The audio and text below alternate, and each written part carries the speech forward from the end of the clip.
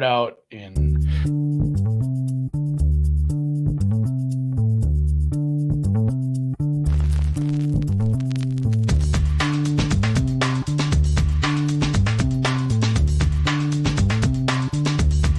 Welcome to the acclaimed podcast, The Deep Dive, featuring your esteemed hosts, Andy Monitor and Drew Dinzik, powered by BetSperts. Welcome to the Deep Dive. Andy, we're going to save a little reflection of the U.S. Open, which was tremendous, for another day. Let's save a little autopsy of the NBA Finals for another day. Let's get right the fuck into this. This is going to be a great show. Yeah. I'm excited to talk about this. But speaking of the NBA Finals, I have a shamrock-shaped hole in my wallet from those NBA Finals in my heart. And I did not think, I thought it was going to take a while to recover really a lot of that lost capital, specifically considering how, crypto market is in Goblin Town right now. But it turns out that we may have stumbled into a windfall. And if you don't know where I'm going with this, then you haven't been paying attention. You probably know what I'm going to say on this podcast if you have been following the market for draft props at all. But we will get to it shortly. Let's introduce our guest, who is back by popular demand, made his podcasting debut here on the Deep Dive, talking NFL draft props, and really a resource for those of us in the space who would love, an odd screen for some of the more exotic stuff out there, like draft props.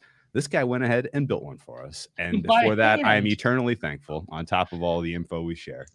So without further ado, welcome back to the Deep Dive, Vegas Refund. What's popping? I would honestly say I'm just as excited for the NBA draft right now as I am the NFL. Yes. It is. Yes. Shit is off the rails right now. Both of these drafts, I can't get into it right away. Again, I love all the guys in the NFL draft chat, which is, we didn't create a new chat. We just repurposed it, which is, I knew we would this is what we should do. Right. And then, somebody just took care of it. But those guys are grinding it a month before the draft. And I'm like, man, you can bet $20 on this stuff. There's one market up. It's top pick only. Some of those guys had 6 different guys for top pick by the time it was all said and done. I just can't get into it. And then it's a switch flips. And the last few weeks, it's very much into it. And I think the cycle for the NBA draft is a lot different. There is no 3 weeks out betting for Andy. And honestly, the market just isn't really there, honestly. Well, let me add to that. I think is it the NBA Finals is just they have to wait for that, or there's not interest, or what? Why do you think it's so much more truncated? Both of you, why do you think it's so much more truncated than the NFL draft cycle? Summer League has to start, which means they must do this, but they don't want the draft process to step on the product that is the playoffs. That's their premier product. And so they are bound by their own schedule, their own calendar to compress this thing. But I think that has actually played to our advantage this year, because I think you brought that up, and I agree. I think without question, there would not have been betting opportunities at incredible prices if, in general, the media landscape was zeroed in on the draft for a month like they are in the NFL, right? The Trayvon Walker stuff was cool. You couldn't, you kind of saw it coming. It trickled through the space over the balance of, a week, and then it got really acute at the end. But that stuff happens because of the nature of the schedule. And this is very unique this year, that they open up some super, super soft pools for a first overall pick. They're taking dog shit limits, so nobody's betting them. And Jabari Smith raced out to minus 500 at one point, I saw at some respected shops. And that was bananas, considering no one had even interviewed any of the prospects yet. They hadn't had team sit-down meetings with players yet, and Jabari Smith was this guaranteed surefire 80% probability of going first overall never really made sense, especially because that seemed to have been driven by, kind of low limit markets and the, and legal shops. And now things are bouncing all over the place as we are getting news and tidbits and information about these players actually visiting these teams. And the uncertainty is enormous compared to the NFL draft, where we had so much more time to boil everything down. VR, is that a reasonable take in terms of like how this could happen? Yeah, that's totally agree with that. Where like right now, I honestly have no clue. Like the top 3, like I don't think anyone knows. I have 2 certainties. 1, Chet is not going number 1, and 2, Jabari doesn't get past number 2. Like that's really like the 2 certainties I have. Where I'm like you can definitely dive into the Palo because you were patient 0 with it, but NFL's king. It just is. It really is. Like, what about the other markets? The over/under markets, and I get that nobody gives a shit about the second round of the NBA draft, including maybe some of the people have a that second are drafted. round? Yeah, there's a second round apparently. There's a second round. And obviously we didn't see it from Circa this year where they put out 100, but you get into the offshore space and you get into some of the legal books. There were a lot of over/unders for draft positions in the 30s, 40s, 60s, 80s, 110s. Like, with the NBA draft, it's just not a possibility. It's not as big of a draft, but those markets, have you seen as big of fluctuations of that as we saw in the NFL, or is it just like once one gets hit, one gets hit, it just comes off the board? I mean, Circa last year, just like the NFL, they had what, like 100 props. Yes. This year they had like 30, which Sure. they were setting the market where like Caesars would just copy and paste. Sure. But last year they took an absolute bath. Like they got dragged where they only offered 30 for NFL and they don't even have anything up right now for NBA. No, and they will not, apparently. Yeah. Okay, so then how do these numbers get set? How did this market mature? Low limit legal shops were the only ones with numbers up after, and most of the betting that I saw people do was kind of in the shadow of the lottery, which is how Smith caught steam, because people were like, wow, Magic have taken a player like him high in the draft in the past, so that's the logical choice. And a lot of people honestly had him graded as the top prospect. And so I get why that happens, but it took until, was it Thursday last week? It was after the finals were over. Finals ended on Thursday. So Friday, we saw draft props pop at the offshores with meaningful limits. But even those were a third of the limit size as compared to the NFL. That makes it tough if you want to make a bet of size on any of this. And even that said, they kind of, it looked to me at least like they opened basically what the legal shops had gotten to, which was still Smith presumptive number 1, Holmgren with a decent chance. And I guess there was some kind of leveling between those 2 players over the balance of a week leading up to getting props offshore, if that makes sense. Like Smith went from minus 500 to like minus 200 over the course of a couple of days. Is that what you remember? I mean, that move, I do want to go back real quick, but the Paolo move is probably the biggest move in a short amount of time I've ever seen. Saturday he was 25 to 1. 20, yeah, 20-25. Which, like, I think the early move was definitely sharp, and now it's just a bunch of steam chasers absolutely piling on. But the biggest difference, the biggest difference right now, and it started towards the end of the NFL draft, and PointsBet was definitely the first one to do this, was they really don't have a clue.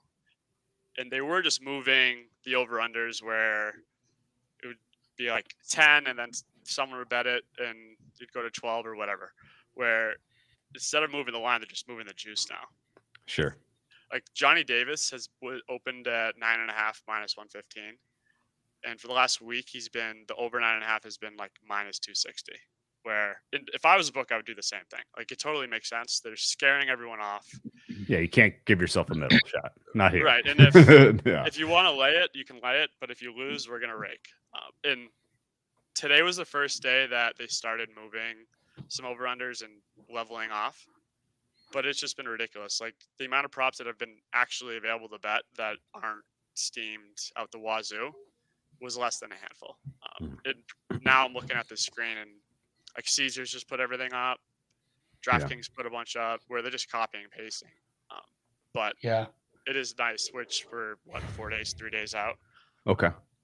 Well, and to the point of the indexing, the raising the juice, it's tricky again when you're probably going to lose as a book anyway, no matter what you do here. It's not going to be a great result for you no matter what.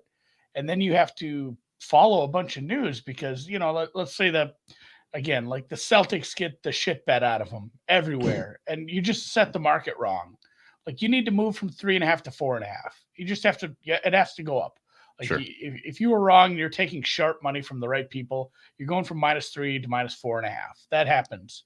Maybe there are some key numbers in sports like football where you can't just be like, well, we got to cross the 7 right now. Right. But Yeah. let's bring up like Kessler is a good one too.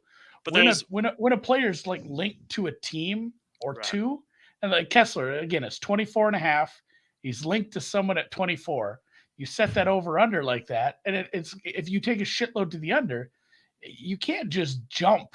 You can't make it 23.5. Yeah, and then you can't the shit jump. middled out of you. Yeah. Yeah, you can't jump because that jumping that one team is maybe worth jumping 6 teams that aren't interested in the kid at all. So But it does create a really weird situation where it's like you said, I would just do it too, scare people off, be like, I'm done taking action on this. It's minus Go bet it 250 somewhere now. else. Yeah, go have it elsewhere.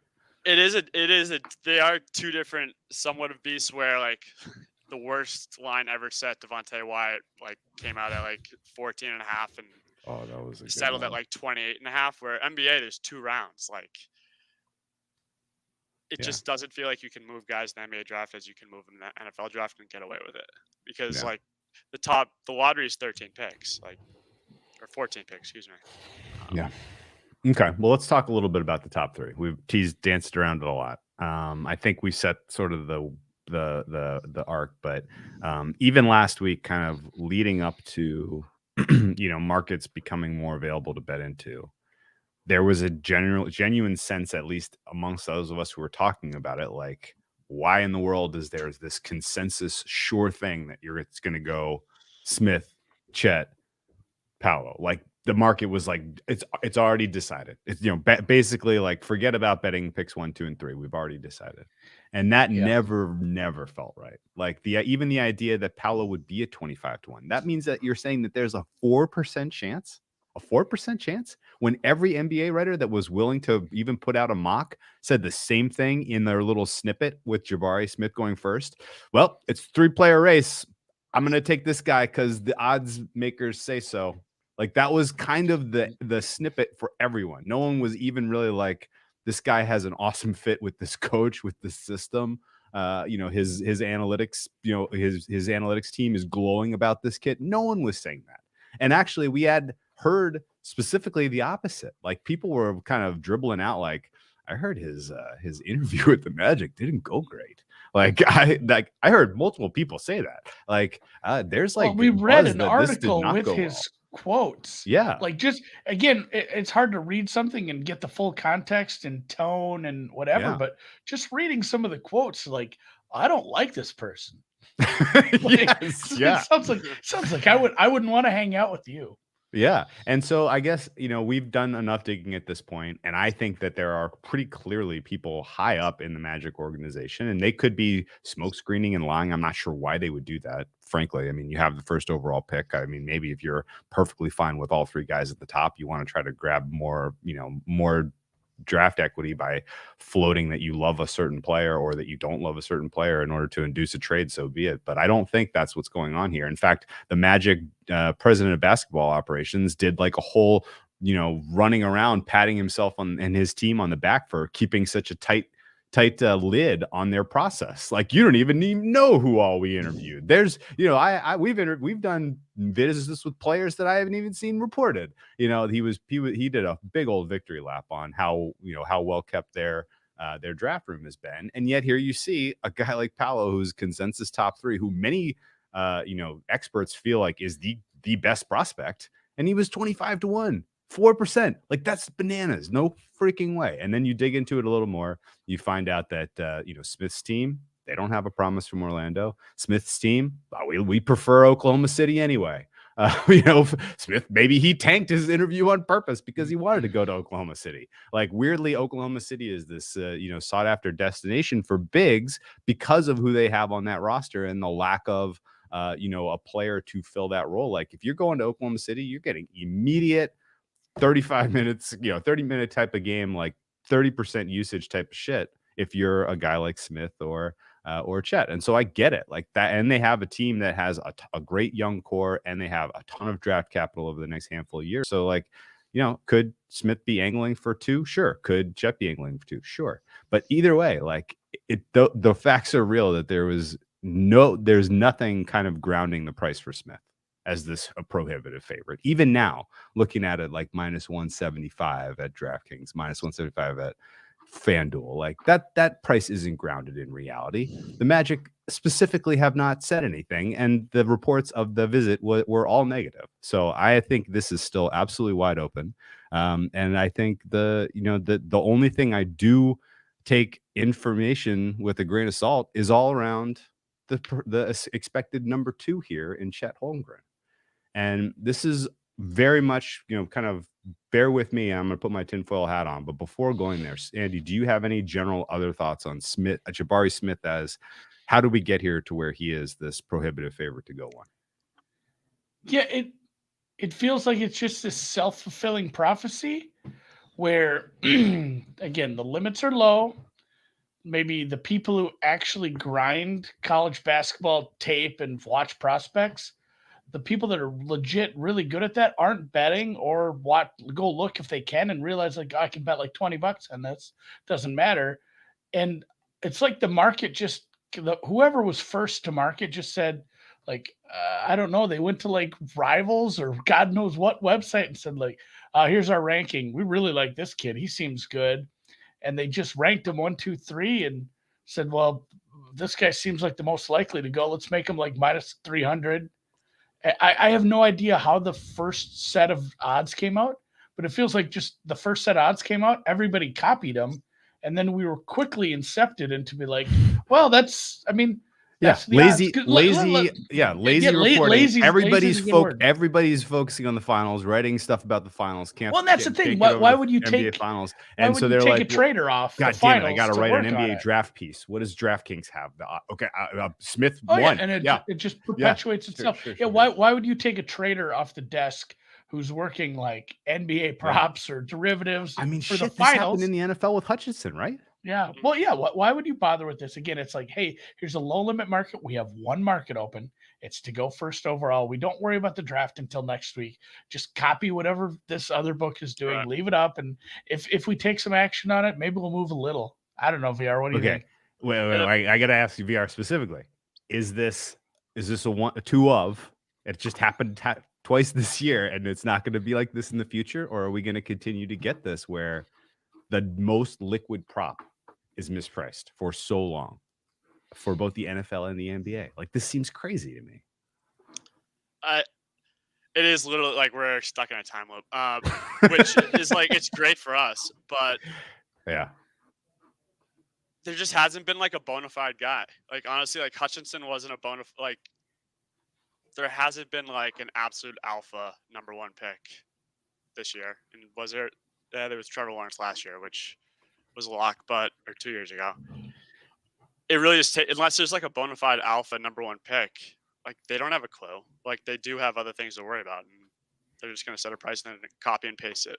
But I will say, last week whenever Jabari was minus 200, I want to say the end of last week, I was just staring at Jabari like minus 125 or whatever it was, and like the principal side of me was just thinking, like, is this value? Like, and it was just hurting my head where I couldn't bring myself to do it because I couldn't find a reason as to why he should and why he is the number 1 pick. I was terrified to go to like minus 300 the next day and I'd be kicking myself.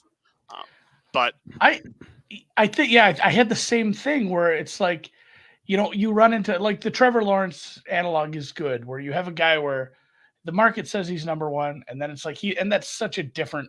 It's a different, obviously different sport, but like the value of a quarterback compared to other positions is so weird. But sometimes you will have this in an NBA draft where there's a guy. It's like, hey, he's going first. He worked out for the team. The team loves him. He loves them. Like it's just happening, and you see a price like that. In whatever sport draft, whatever, it'll run away, and you get that little bit of FOMO, and you say, like, should I bet this because I'm going to blink and it's going to be minus 1,000 next week, and I could have got something down on this, and then I realized like I don't remember who this guy played for in college. Like I really am I'm too ill-informed to make that bet right now, and so I guess my just looking at it, thinking about it, and going away from it was probably a good move in the long run.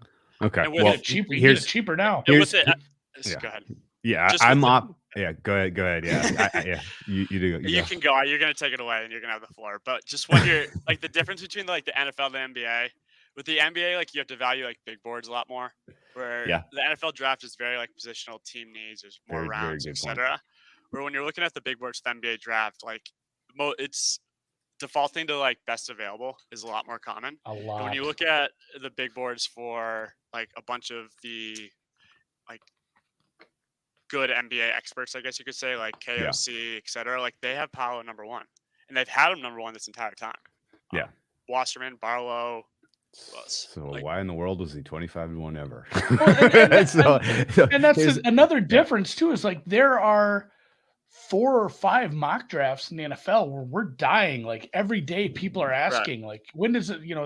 We're looking for, and it's not always like, hey, this is a great mock. It's like, hey, this guy is connected to this team. Yeah. And when he puts his mock out, he's going to give us a little bit of information about maybe what that team's thinking.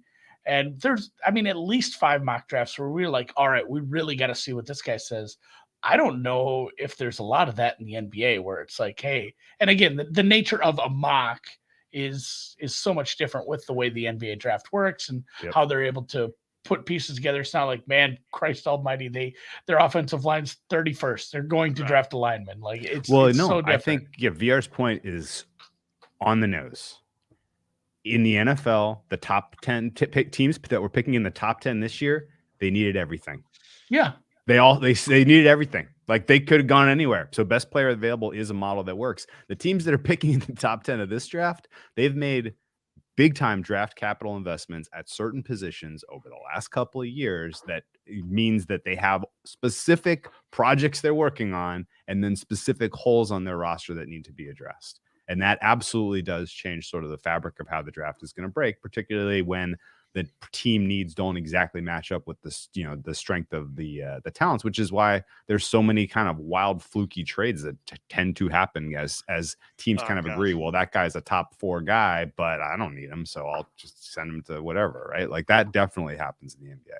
But here's what I also think, too the value of some players like Orlando. Who's their point guard, Drew? It's Markelle Fultz. Cole Anthony gets a lot of on ball as well. Like Orlando could use a point guard, but who's the best point guard in the draft? Like what are they going to do? Like, hey, we can use a point guard. We're going to take one. Yeah. So they suck. They're shit. They're number one. Like they need front court help too, and there's a bunch of that. Like there's no positional value. Yeah, like centers are dying. I guess centers is probably like the one position that made it. I didn't think that was a thing anymore. Well, like it is NBA's positionless for some teams. But let's not make any centers dying jokes on this pod. Very fluid. For those of you who don't get that, you'll get it in a minute. Here's what I think I know about Orlando's process. They have been very, very tight-lipped. I do believe that they went into their team visits with a board that was drastically different than people assumed, and I believe that they had Jabari Smith as their third choice. And they kept up appearances that they were going to take him first and brought him in first and did 3 days. I've also heard that his visit did not go well. And I have also heard that he does not have a promise for Orlando, which at this point in the process, you would have expected and generally happens. And so I do think that there is a lot more uncertainty that they end up taking Jabari Smith than a minus 175 price implies, which means there's a way to attack this market. So then the question is, do you attack it with Chet or do you attack it with Paolo? And Chet has got a problem. And his agents have created this. Make no mistake. Like I'm putting my tinfoil hat on here. And And I'm telling you that there are enormous red flags with him as a long-term prospect in the NBA. And the way that they have handled the process of the draft has done absolutely nothing to assuage to calm concerns about what, how long and what degree he'll be able to compete at an NBA level. And what I'm talking about is the first time, literally the first time I saw Chet Holmgren has been a talked about prospect, number one prospect in this class for years. This is not like a new thing that he is just bursting on the stage. He played a lot of high profile games in college. And I'm not a medical doctor. I am not like an especially trained eye when it comes to not medicine. virologists. Not any of this. But the first time I saw Chet Holmgren on camera, I think I let out an audible gasp, and I was like, I really hope they screen that kid for Marfan syndrome, because he checks every single box of like a risk factors just based on appearance.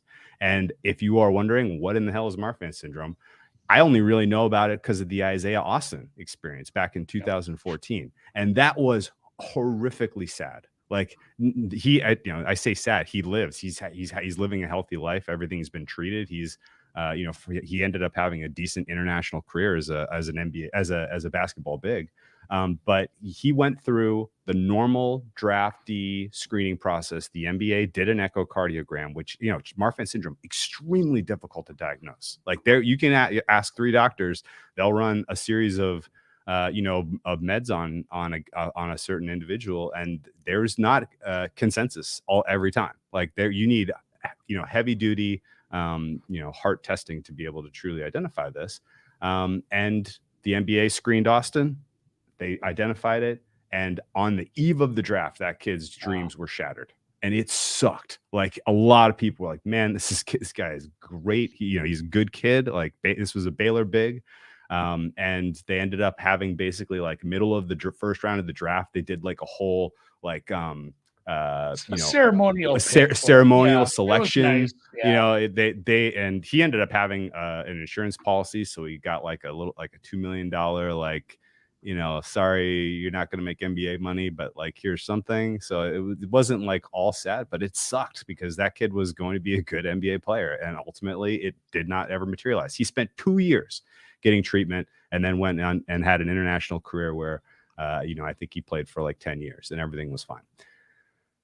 The fact that Chet came into this process with those questions swirling around him, and enough people in the know who need to affirmatively understand that he is not a risk of having some medical issue that would derail his career, I thought we were going to get answers in this process, because in general, if that's swirling, in general, if you want to be a top 2 pick, you got to kind of play by the rules when it comes to doing the medicals and sharing the medical information. And Chet elected to forego the NBA heart screening. And honestly, and that's a fucking red flag. Well, and the thing is too, it is 7:29 Central Time on Monday. The draft starts in 3 days. And this is getting no play. Like, we're talking about it. People who are digging into some of this are talking about it. But it has been very weird how a lot of this seems to just get brushed off. Like the not only this, but like the really vague answers about some of these interviews and workouts where you're like, well, you didn't actually say you actually worked out for that team. You said you went and ate lunch there. Like, you didn't answer any questions. And at this point, like, nobody seems to give a shit about any of this stuff being maybe semi-reported. And again, if you're going to be a top 3 pick and you say, I'm not doing, you don't get my medicals though. Like, what am I thinking? That's been the story though. Like the medicals. No, it has been, but that's the only reason it's really on my radar. It's not getting. It should be the top story. Right, but they're manipulating it into like the media's manipulating it into Chet manipulating the team that he wants to go to. Okay, can you explain that a little bit? Can you? But forget about the cover. Forget about the tinfoil hat. Let's take that at face value and tell me what the plan was. So the media what the media is portraying the plan. Is Chet is essentially holding out on medicals, which if you hold Yes. out on medicals, then a team's not going to draft you because they're in the dark. Where if you don't give the Magic your medicals, they won't take you. So if you want to go OKC, you give them the medicals, I guess you could say. Okay. But what you're describing then is ostensibly, and again, this stems from the fact that Orlando is on record that they did not get them. Correct? Right. Which if you don't get them, you're not going to take them. Like, one would hope. And yet he's plus 125 right now at PointsBet to go Exactly. first overall. He's Yeah, not going to. this isn't. I'm Lamar Jackson, and I'm not going to run the 40. No. Exactly. No. I mean, there are always people that I'm not going to do this. I'm holding my pro day at my camp. I'm not going to the combine. I'm doing this, that, and the other thing. This is, and again, yes, I'm not saying no one's talking about it, but it is being wildly, maybe not underreported. I think Luke said it better. It was what do you want to say? Like spun. You're spinning it. Yeah. Right. Yeah. Which Okay. So we'll get into the Chet tinfoil hat. Yeah. We'll Chet get into Paolo's odds should have been flipped the entire time. Like Paolo should have had Chet's odds. Yeah. Like I last agree week. with that. No, I agree with that. And we may get there. Just you wait. This podcast We already are. could go for an hour. So ostensibly, the reason that you hide the medicals from Orlando is that you are trying to steer your client away from that team. And what a good way to do it. honestly, I mean, great job. And if you are then turning around and saying, well, it's because we think he's got a better fit for OKC. And if you are really orchestrating all that and you have clean meds on him and you've given them to Sam Presti and Presti is in on this and is like, good job. Like you kept Orlando out of the mix here and we get him at 2. Like if Oklahoma City ends up taking Chet at 2, I will wake up and assume the next day, I guess that they did give clean medicals to OKC and that this was all nothing to be concerned about ultimately, right? Like it's almost going to have to be because OKC has some very shrewd minds in that front office and they are not taking a flying leap into a guy who they don't have a clean echocardiogram on at number 2, especially considering the way they're building that franchise. And so I think realistically, the important part of all of this is the minute that the medicals became obscured from Orlando, I'm 0% there, frankly. Like, and the only thing in the back of my head that is spooking me is that there is precedent for his agent to get a guy with very questionable medicals to be drafted first overall. And I'm, of course, referring to Greg Oden, who was orchestrated and taken ahead of ultimately Kevin Durant. And he get injured? Yes. Yeah. He was, how shall we say, like you lose your job kind of a bust. And this, if we are living in a world where this agent is able to manipulate the way that the draft goes to the degree that a team that has not seen clean medicals takes a player first overall, I will bow down. I will take my loss. And that is non-zero chance of that happening. But I mean, I'm totally Chet is 0. Yeah. You were tinfoil hatting this multiple days ago, and I have many Paolo shares at this point. But okay. Today when the Magic just were like no comment if you worked Paolo out, that was very suspect to me. When they were totally, they gave Jabari his own press conference, like telling everyone, and then they're like no comment, which fairly certain they did work Paolo out yesterday. Very certain. Yeah. So like, why are they? When you don't talk, when you don't talk about something like that, it does stick out. I know Drew and VR. Your percentage, like line the 2 percentages as far as there's a medical issue that's being hid. Yeah. And the Duff Dog is just trying to angle it from Orlando to Oklahoma City. Like what do you put those 2 percentages at? Medical issue compared to angling away from having to go to Orlando. 80-20.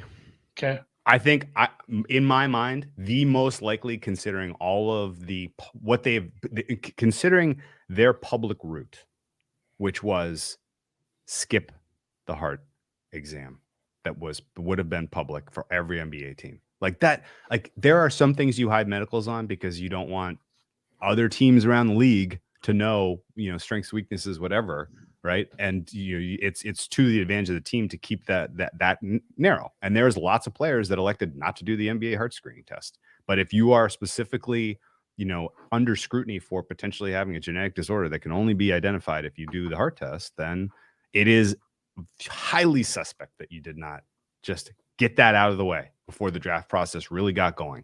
Hey guys, everything's fine. It didn't happen. They elected to go the secretive route. And to me, that means that it seems likely that they know something, but they think it's a mild enough case that he can play through it. And they have 40 million reasons to keep it a secret because that's the kind of compensation you get as a number 2 pick. That doesn't sound like 80-20 to me. Yeah, that doesn't sound like 80-20 to me, Drew. It's just like insane to me. Like, imagine if they did draft him and like this came out after. Like, it almost feels criminal. Like, yeah. Like I get paid. Man. Again, it's a tough It's a tough diagnosis. It is. And they may be it. And honestly, like if some team picks up this live grenade and ultimately he can't play because of this, they're gonna have a lot of explaining to do. Surely someone just gets fired. Yeah, somebody gets fired, and the agents are going to have to come up with a much better reason than they have given to date about why they were hiding medicals. Certainly. But if you throw can you get an agent in trouble for that? I mean, what's the recourse? But he's never gonna. I feel like he's just blacklisted. I mean, not really. Guy represents half of the fucking powered players in the NBA, probably the third most powerful that's what I'm saying. in the entire landscape. He's in such a position of power over this. Like, is there any recourse for a team? There was no repercussions for. Players with rules big medical red flags hide them all the time. It happened with Greg Oden, surely. Like, I don't know if teams got the full picture of what he was dealing with in terms of the degenerative knee stuff until it was too late. Similarly, Joel Embiid elected to hide a lot of his medicals. I think they kind of knew he wasn't going to be a factor his first couple years in the NBA because of what he was dealing with, with his foot and knee. There's lots of precedent, and the agents generally don't pay much of a price for this, especially if you're getting the compensation. And like this shit would never fly in the NFL. Like the NFL, there's just zero chance. But even if you throw all of this out the door, like there's still an argument for Chet, like Paolo going ahead of Chet 100%. Like even if he's Marfan clear, like there is an argument for Paolo. Anyway. Oh, of course, for sure. Oh yeah, I know. Don't get me wrong. Like Paolo fits with the Magic and what they want to try to do long term, and I believe to be the best prospect in this class personally. And that may be shading some of how I even got in here in the first place. But I think realistically, the market. You said that it's just steam chasing now. There's still 4-1s, 5-1s out there on this, and frankly. Oh, it's over. 20% chance? Really? It's 20? I mean, I'm expecting him to be the favorite after this show. So. Okay. Well, that'd be nice. we won't promise it. Well, again, back to the market. The market has been weird because there's been, and we won't name names, but there's some places, and it's not everybody, but there's some places that won't take big bets. There's some places that just won't take bets from people with certain accounts. And then what is usually one of the most liquid offshore markets in Bookmaker has set up a uber aggressive auto mover where if you bet something, it's going to move 10, 15, 20%. And everything at Bookmaker right now is to win 1,000. So, if it's 20-1, you put $50 on it. And if you can bet though, so presumably betting with size, that is your only avenue. Yeah, it is. Unless but at the same time, if you wanted to get to win 5,000, like the odds on that fifth bet are going to be $2 worse, if not more. Like it, depending on how you want to bet this, like depending on which bet you made. But a 40-1, if you bet to win 1,000, is going to move to 30 or worse. Or what was the one you bet? It went from 20. What was it? 30 to like 18. Yeah, 30 to 18. Like there's going to be big moves. Bet Online is taking 100 on anything right now, really. Any other offshore is really, really light. Bovada was taking 100. They're taking 20 today. They said, no mas, we're done with this. And a lot of the other ones are just 25. Heritage has this site called Bet 105. They had some wild ass numbers. I'm like, holy shit, these are way off. And I'm like, oh, they're only taking $25. Yeah. And I'm like, fuck it, I'm betting this anyway. This number's it was like 100 to 1 on something. And I bet it. And then I tried to bet another one and said, no, your limit is 0 on this. And it turns out 25 was not the limit for betting a draft prop. 25 was the limit for betting draft props. Like that's the amount of money you can spread out on all the draft props. I wasted my one shot on like a long shot. Just testing the fence, the Raptor testing the fence. You fried your account. Yeah, it's gone. It's done. Made one points bet. Points bet. It's honestly the worst with points bet. Like they won't tell you what the limit is.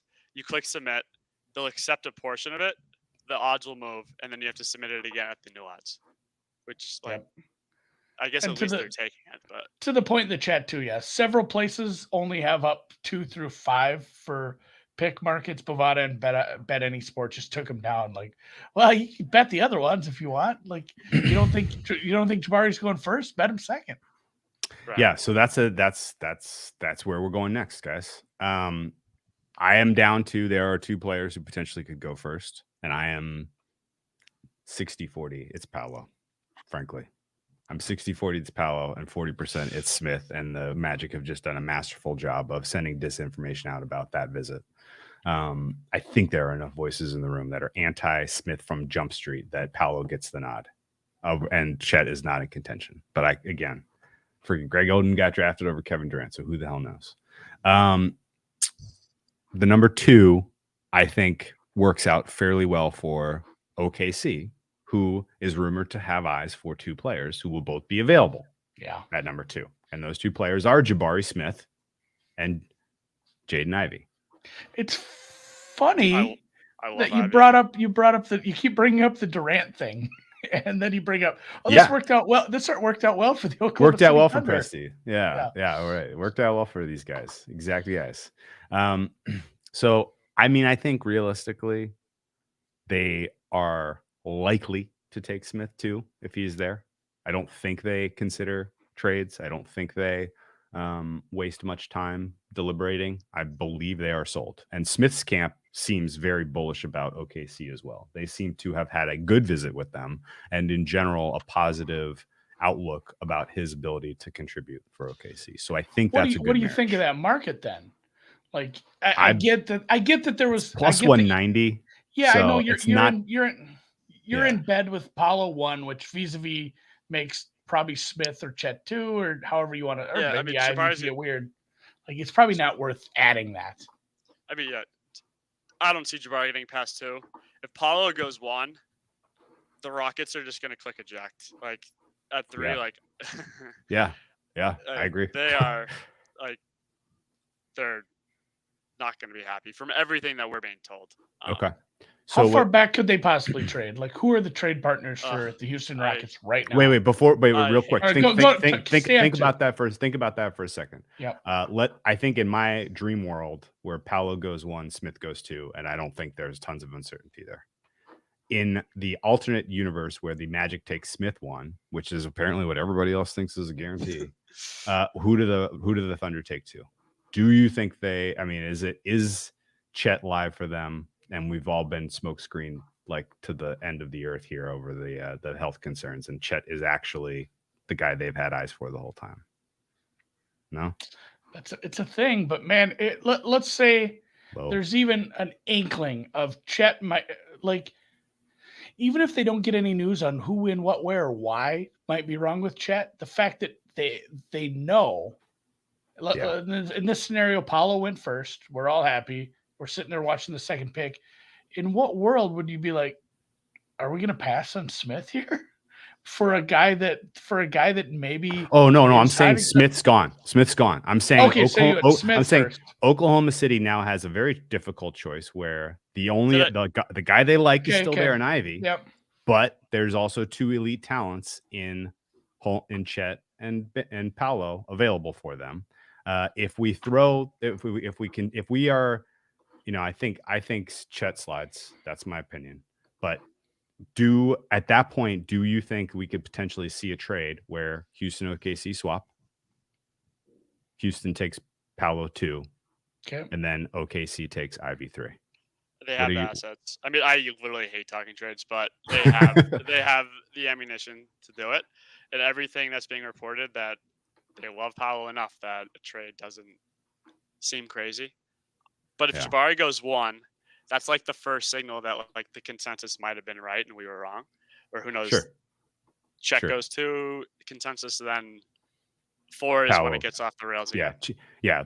If the consensus 1, 2, 3 is what the market thought, then it's a bad night for me, certainly, because I think the consensus is wrong, or at least incorrectly priced. But in the scenario that OKC is forced with the choice of Paolo, Ivy, or Chet, you got any gut that they would go Ivy there too, or trade out? I mean, the beauty of the NBA draft for me is I don't really care about the NBA in the regular season. So like I really don't have a personal bias towards anything, where I absolutely love Ivy. And if I do have a bias, I'm going to shade myself towards Ivy. But like if Jabari goes 1, like gun to head, the tinfoil hat is going to be pushed aside, and I'm going to guess Chet would be gun to head number 2 for me. Okay. And then Paolo slam dunk 3. Okay. Now going back to Andy's question, if Houston ejects, who's coming up and who are they coming up for? If it's Chet and Ivy are your 2 top players available for pick 3, do you have any info? Someone, Team X comes up for Ivy? I mean, God. This is so I hate trades. Yes. Yeah. The trade rules are awful. Yeah. I mean, the NBA draft trade rules are just awful. Where like guys are wearing hats for teams they're not even being drafted by because the dumbest rule ever. But yeah, can we just move on to pick 4? Because I have no idea.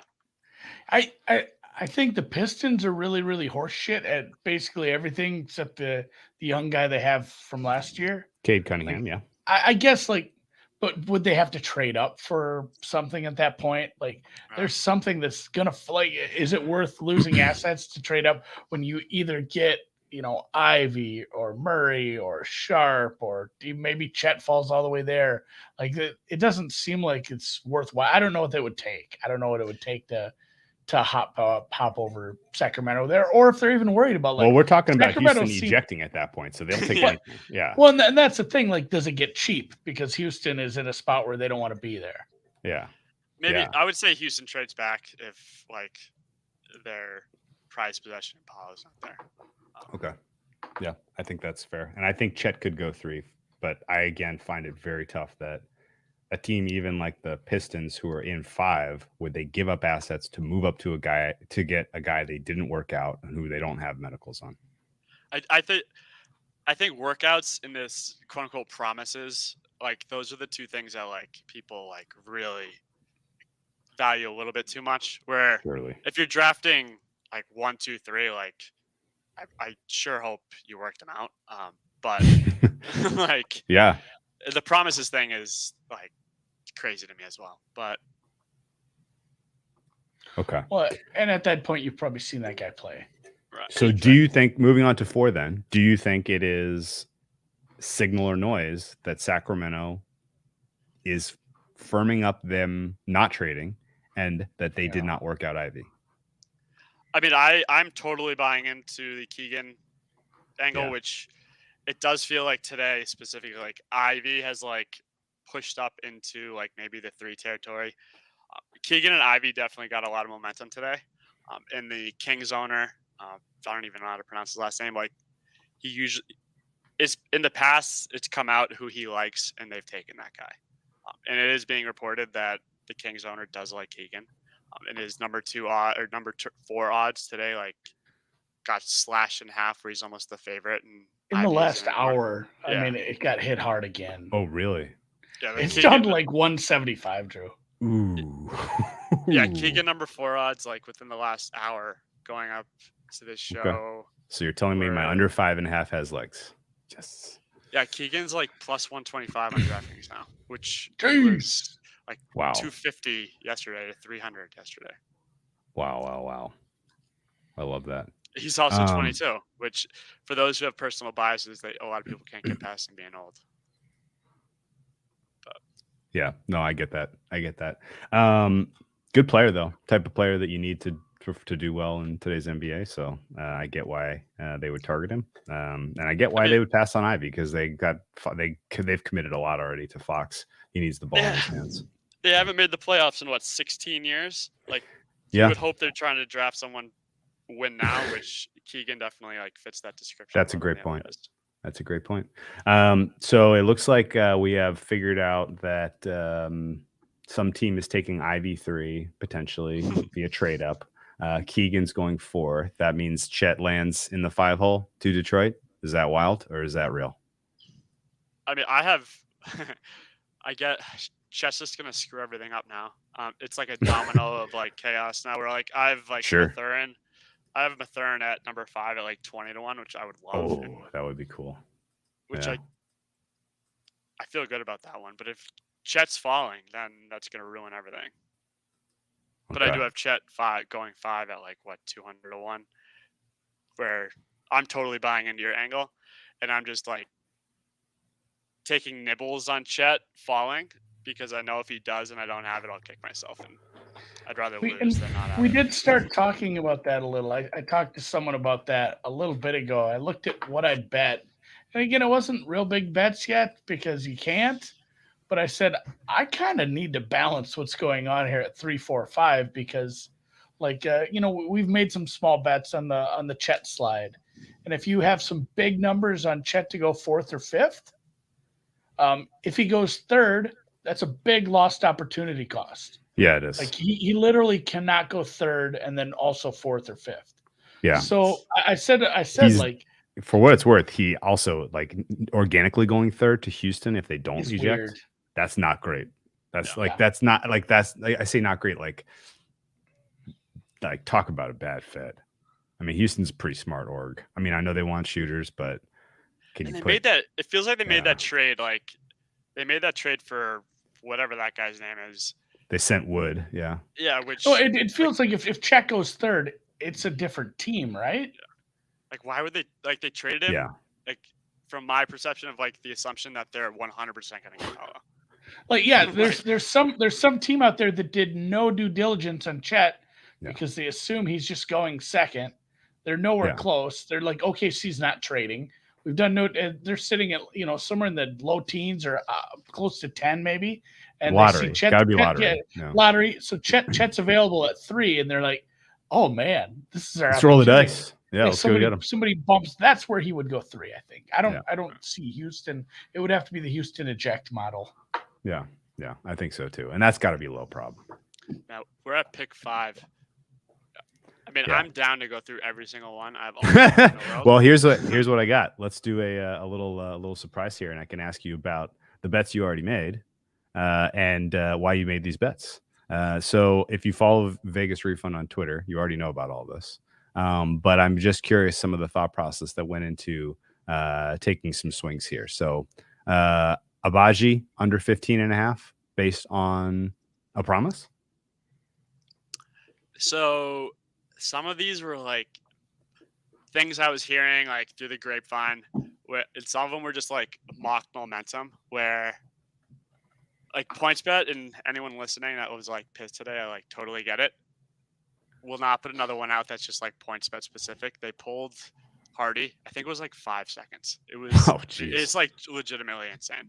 But AJ Griffin specifically there was like 3 mocks where it was Wasserman.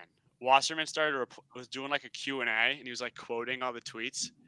And then all of a sudden he started replying, which like the replies like are hidden, like not as many people see them. And like you start seeing these replies, and it's on Griffin, and he's like basically saying that he's hearing medical red flags and he's gonna fall. Which Griffin at that point was like plus 150, plus 130. which like excuse me, I can't talk. Wasserman is like one of the like core 5 guys for me in terms of specifically mock drafts. Ford, rest in peace, because he retired. I miss him, but my God, we need him back so bad. And it was like plus 150, and you're seeing Wasserman say that he's gonna fall based off of these red flags, and that's just like auto. Like you don't bet many over unders in the draft that are plus money, to be honest. Yeah. People are now projecting him 11. That seems optimistic. Yeah, that seems optimistic. Okay. Other good pending stuff here. You got a great number on Abaji. Is that because of a Cavs promise that I heard about a Cavs promise? No idea if it's real. Very aligned with the Cavs promise, which I wouldn't be shocked if he got into the top 10. Bethurn was, I don't even, if that's how you, I hope that's how you pronounce his name. Bethurn was close. Like very much like between like the mocks, and it does feel like it's like the big 3, then it's Dyson, Sharp, who Sharp's an absolute landmine, and then Benedict. And then it really becomes a gray area where like those top 8 guys, like I have a hard time seeing a scenario unless like Chet just goes undrafted, falling out of the top 8. And he was 8.5. And with how these books are just moving the juice now and they're not moving the lines, I am seeing myself more open to laying heavier juice because I'm not putting out a draft prop that I'm not like fully confident in. Yeah, right. And that who was just a no-brainer, like under 8.5. The one I missed out on that I wish I bet at like less odds was like the Dyson over, which would be that would have been like almost like a parlay. Mark Williams wouldn't 12.5. That's like a very key number. Wouldn't bet him at 13.5, maybe a little bit. Jalen Williams, that's the one that was just fantastic. He opened who is Jalen Williams? Where'd he went to what's that school? I don't know the answer to I mean, there's question. like 5 Jalen Williams in this draft, so yeah. No, Santa this Clara, is also Santa Clara. Oh yeah. Shoot, I've seen people saying he should go top 10. We've seen a Santa Clara basketball player have a successful NBA career. His current number is 18.5. I might still go scoop some of that because I've seen some people very high on Jalen Williams. He's very similar to the Durant momentum last year. So like Durant last year, his over-under was like, honestly, it was like 20. And the week leading up to the draft, he was catching a ton of steam. I think he ended up going like 13. It just kept coming down and coming down. Yeah. I think it closed at like 14 or something like that, where like that was just like the media had it. Like there was momentum. His over-under just kept dropping. And Jalen Williams very much feels like that guy this year. Yeah. Anything you haven't bet yet that you're especially keeping an eye on? Like we've definitely heard some not positive things about some guy. I have a lot of unders right now in my portfolio, and a lot of that is kind of correlated with the Chet slide, which obviously is going to make or break my draft night. Yeah, there's some guys who are kind of losing some steam, like the Ty Washingtons of the world. Anybody kind of stand out that you're keeping eyes on to play overs? I do. I try to balance it out. Like if you saw the NFL draft, I almost had exactly the same amount of overs as under, which brings me back to like we've had that conversation. Yeah. Yeah, we're like 2 years ago in the NFL draft. I had like 6 unders, all like 14 or lower. Where like I basically had to predict the top 10 perfectly for these to hit. Where I was just squeezing myself. Where I am trying to balance it out. Where some of them aren't negatively correlated, where if like one guy the under hits, like that means another guy's gonna fall out. But there are some Ty. I was actually looking at Ty under 19.5 yesterday. Okay. And I'm very happy I didn't. Yeah. Because today couple of Peak and Wu both put him in the 20s. Yeah. And Wu put some context in his pick saying that he's like going to fall, which like the mocks are mocks, but like reading between the lines of the context that they put in every pick, hopefully they're not like just putting an analysis is like the best. Like Wu had a very little detail about him falling. If you just looked at who they're picking, you wouldn't have seen it. Well, it's sitting right over a spot in 19 where you have a team that doesn't need a point guard. Yeah, right. Yeah. Like And I will when say- it's straddling a spot where it's like, shit, that team worked him out. That team needs that position, and that makes it so much harder to make that decision and pull a trigger. And it's a lot of in the NFL too with the two cornerbacks where they put the over unders for those cornerbacks to start. Right. And obviously things got a lot clearer after people realized like just the Cowboys aren't married to a guy at this point. But you do run into some of those where it's like, shit, this is just something I got to leave alone. Yeah. And if you're looking at this, if you're using this mock draft, like this doc, like the one thing that I would harp is focus on the number on the left, like the one, like the furthest left, which is like the pick number. Because like the mock EDP is important. But like, dang, like Yeah, his that's EDP why I is wanted to ranked- ask you about. Yeah, his EDP is the 13th ranked, like his 13, which if it was Not there a was lot of like margin for error there. Yeah. right, where Well, and there are guys like that who they're linked to one team that's But the like ED six spots higher than their EDP, and if it's like, well, he either goes there or he'll drop quite a ways. Like right, there but is like there are some guys like that.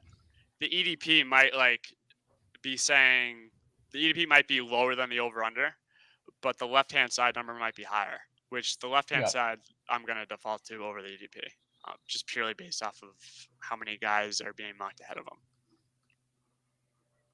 I like that. I'd get down with that. You caught the buzz though on Jeng today, right? I mean, woo, putting him at 9. That's a Spurs connection to an international guy. I mean, talk about hand in glove. And yeah, last night on I brought this up earlier, but Simmons like released like quote unquote a Father's Day podcast, which like it's very opinion, like they're sharing their opinions mainly on it. But Russillo was on it, and he stated that he was talking about Deng having a promise, but the way that he said that he had a promise, it was if it was like a fact. Like it wasn't like I'm hearing that Deng has a promise. He's like Deng has a promise, and then he goes on to say, but I don't think he's going to get to that team. Which Okay. that was probably the only tidbit out of the entire I podcast love stuff like that. that I listened to on 2X. But Simmons did make a good point too that, and he starts it off comparing it to fantasy baseball, and it was.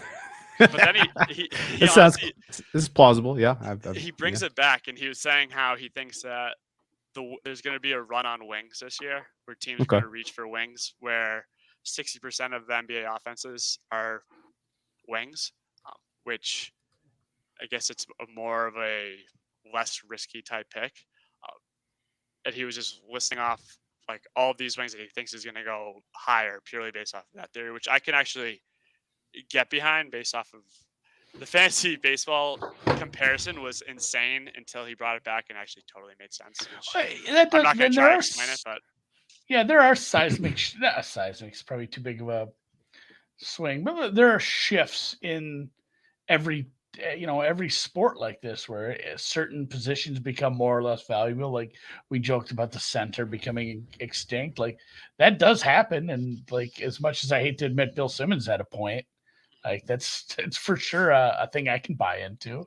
Yeah, but it's just like I mean, there's a reason like off-ball yeah. linebackers aren't sought after in the NFL draft anymore. Yeah, like how off-ball, the first off-ball linebacker and the first like tight end. Go look where they were picked. Yeah, right.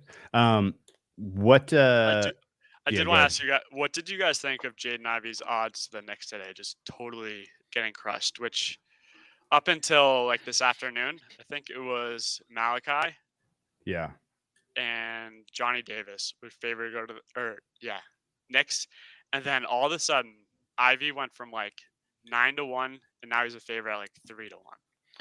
I had to go look where the Knicks picked. I'm like, are the Knicks a lot higher than I thought? Right, and they are not. And DraftKings like doesn't like if any book doesn't move the odds, it's them. Like it takes a lot for them, relatively speaking, which they moved it a ton. Which spoke even more to me. Like DraftKings movement is like, what is going on here? And I know Ivy came out and said he'd like love to play for New York today, but to me that's not enough to move the odds how it did. Yeah, I mean you're not getting him at 11.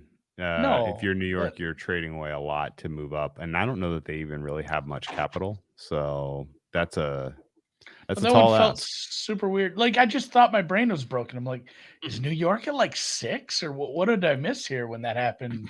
Then I Right. went and looked at the God bless Tankathon. My favorite thing about the tankathon.com is that they put winning streaks in red font and losing streaks in green font. Yeah. Because that's not how you get a high pick by winning.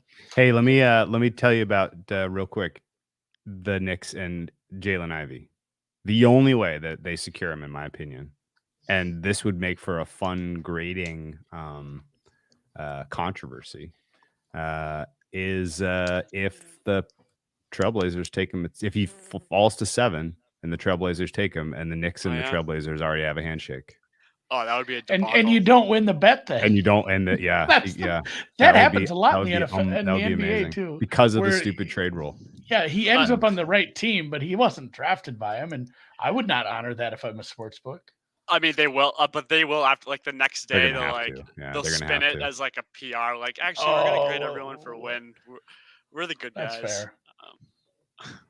Yeah, that's the only way I see it happening because I don't think the Knicks have enough to get up to the top 3, which is what you're probably gonna have to do. I don't see the Pacers or the Pistons as realistic trade out, and the Kings are solidifying their love for Keegan Murray at 4. So that's apparently a done deal. All right, well, before we let you go, What else do you want to talk about? Well, yeah, I mean, I guess like the Jalen Duren steam today was interesting. You know, he's becoming a commodity. A lot of teams think he's likely to go higher than expected, even though again a center. Shaden Sharp is the mystery of the draft. Okay. No fucking idea what's going to happen there. And that guy is he's a landmine. I mean, that landmine, Kings yeah. interview, the interview he had with the Kings was honestly the worst thing I've ever seen in my life. It was like, what is he? It leaves me speechless, and it was totally suspect that the Kings would tweet that out as well. You mean it felt like a little gamesmanship on their part? It's just like, why would they tweet out that interview on Sharp? Yeah. I mean, if you haven't listened to it, if you're listening to it, it is just like it was bad. Yeah, it was bad. Yeah, it was bad. Okay. But he canceled him canceling all of his workouts past 8 tells me he's expecting to be drafted before there.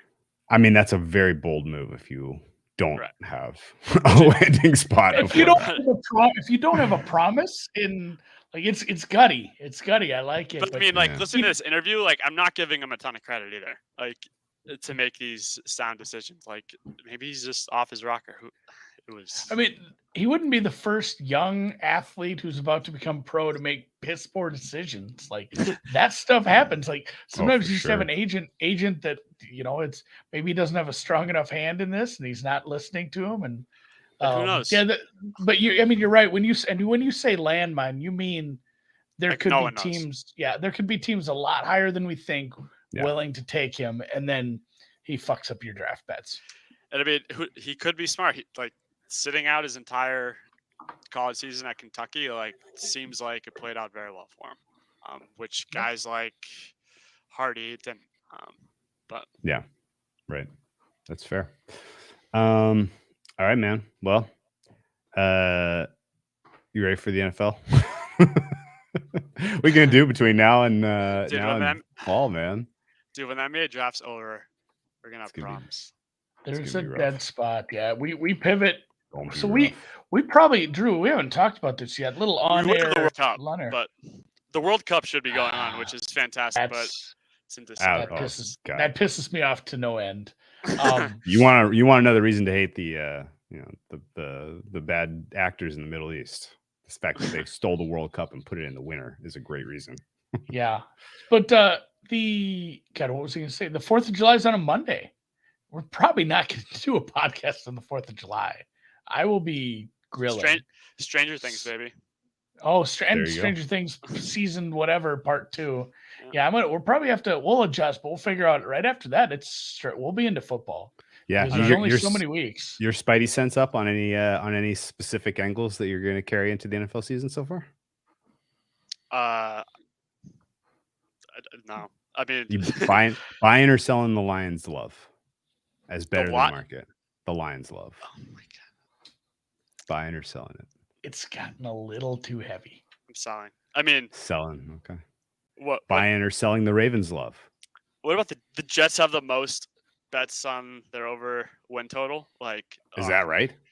poor Both Jets New fans. York teams have gotten so much love. Like people are betting the Giants, and I don't hate the Giants to make the playoffs bets. I'm seeing Boy, at does a that bigger feel because it's fan-driven, just the disconnected from reality. The NFC is weak, but it's maybe not quite a big enough price for me. And the Jets overs, I don't know. Like, how is it? I mean, Just gonna Jets. turn around. The Jets had the closest thing to the perfect draft, honestly. Like right now, like Douglas just masterminded it. So it's like Jets fans, like this is their one time frame of hope. But that draft was like incredible. Oh, interesting. What buying or selling Tua now that he's got Tyreek Hill? You're out on the Dolphins? Yeah, you know I've hated Tua before he got drafted. I mean, that video of him throwing a bomb to Tyreek, and then like the ball's coming down and Tyreek's standing there waiting for it. Yeah. It's like, oh my god. Is that how it's supposed to work? Like, it's I love it. Yeah, downgrade. Right. I am Downgrade selling the for him. Patriots. I am selling the Patriots. Selling Patriots. Oh, so you're team Josh Allen MVP then? I mean, plus 750 a good enough number? We just shit on all three other teams now in that whole division. Dude, it is difficult for me to sell the Patriots. We don't even have an offensive or defensive coordinator right now. It's not good. I like the fan. Yeah, sorry. I hate the weeds. I need to cancel that. I hate that. I call everyone out for that too. Like, oh, it's a weed now. Yeah, I call everyone out for that. Oh, what are you? What are you going guys to tryouts do? there, Wahlberg? I mean, I got a 28-3 tattoo on my ass, so I'll say it. I can 100%. I've seen it in person. That is a true story. It's a tattoo. It had to be brought up. All right, no, I got a real question. Real question, and it's somewhat. I'm too close to this now. I'm too invested, and I need some perspective.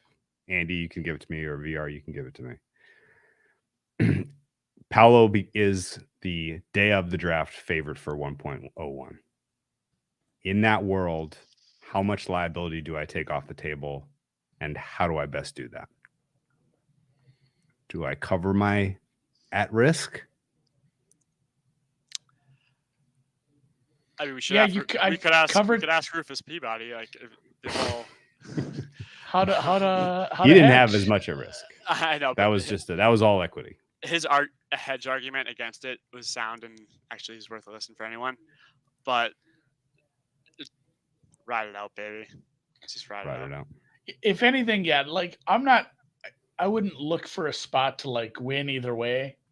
I'm still confident in the Paolo numbers being good numbers. If you wanted to cover your net outlay, just so if it doesn't work out, you break even and you move on. You move on to the rest of the summer. So instead of average odds 11-1, I end up with average odds 10-1.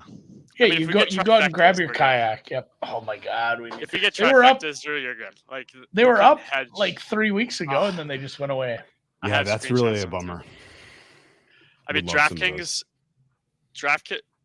just posted first round pick odds, which at a first glance, I was scared to bring it up in fear of someone absolutely destroying it. But that is it's a good sign. We got a new.